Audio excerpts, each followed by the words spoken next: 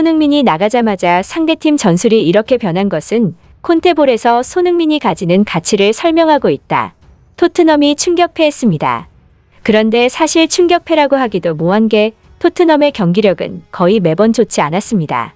올 시즌 현재까지 토트넘의 경기력이 괜찮았던 건 개막전 사우스햄튼전 뿐일 것입니다.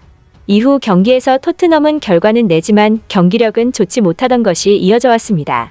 그래도 결과는 좋으니까라며 꾸역승에 애써 위안을 삼아왔던 토트넘이지만 이제 경기력도 좋지 못하다 보니 결과도 좋지 않을 수밖에 없다는 것이 스포르팅전을 통해 드러났습니다.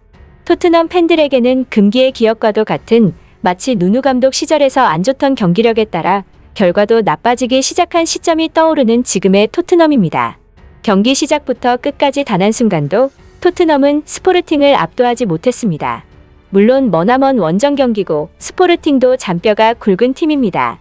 하지만 토트넘의 선수단 몸값과 규모, 팀의 위상을 생각하면 최소 무승부는 기대되는 경기였습니다.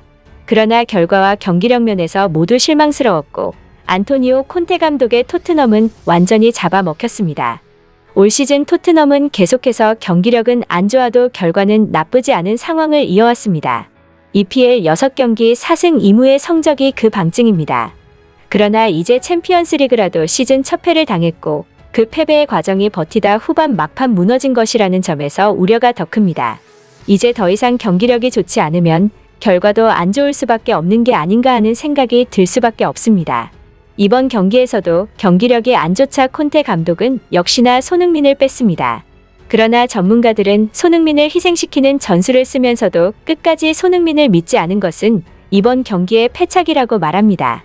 손흥민이 교체되고 난 후 경기 양상은 완전히 뒤집어졌기 때문입니다. 사실 스포르팅은 손흥민이 있을 때 2명 이상의 선수가 손흥민이 못 돌아서게 집중 마크하니 전체적으로 제대로 된 전진 압박을 하지 못했습니다.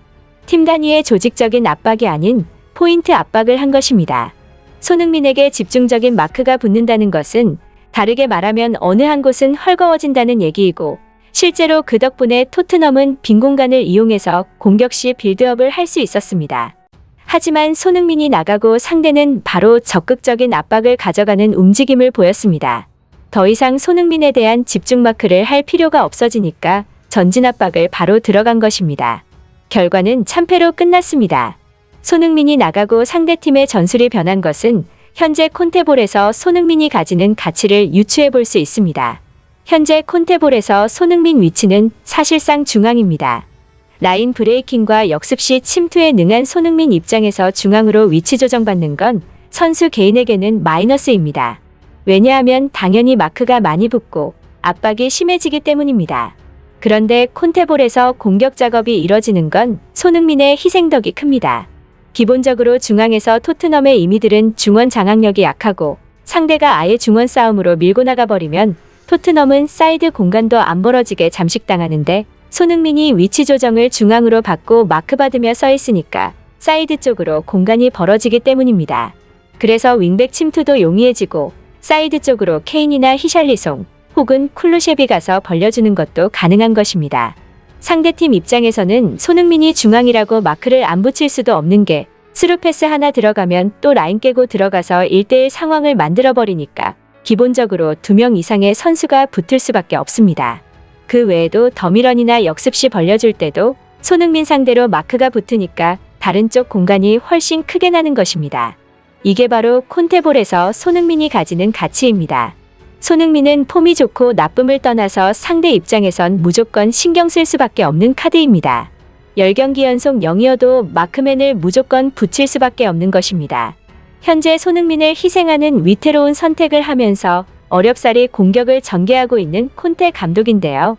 콘테 감독은 경기 후 경기에 대해 분석해야만 한다. 챔피언스리그 수준은 높다. 마르세유전도 힘들었다. 다음 라운드로 나아가려면 싸워야 한다. 실수에 대한 대가를 지불하지 않아야 한다. 우린 오늘 너무 큰 대가를 지불했다. 우리보다 이 대회에 더 익숙한 팀을 상대로 패한 것을 말하고 있다. 라고 말했습니다. 그러면서 콘테는 지난 시즌 무라에 졌다는 사실을 잊지 마라. 우리는 중요한 전진을 이뤄냈다고 강조했습니다. 왠지나 변명같이 들리는 지난 시즌 무라전 언급? 지금의 토트넘은 토트넘 팬들에게 금지어가 돼버린 누누 산투 감독 때를 떠올리게 합니다. 누누 감독도 첫 세 경기를 3연승을 내달리며 EPL 이달의 감독상까지 받았었습니다. 하지만 사실 경기력 면에서 좋지 못했고 1대0 승리 3번으로 거둔 결과였습니다. 결국 경기력에서 개선은커녕 더 안 좋아지고 결과도 그에 따라가다 경질당한 바 있습니다. 콘테의 올 시즌은 결과는 냈지만 경기력은 안 좋았던 것이 반복되다 끝내 결과도 안 좋아지며 비극적인 결말을 맺었던 누누를 떠올리게 합니다. 오히려 막대한 투자와 많은 선수 영입을 콘테 감독이 버텨내지 못하는 모양새입니다. 선수 조합과 전술 문제를 개선하지 못한다면 이제 더 이상 경기력이 안 좋아도 결과라도 내는 경기는 없을지 모릅니다. 이번 스포르팅 리스본전이 그 시발점이 될 수도 있습니다.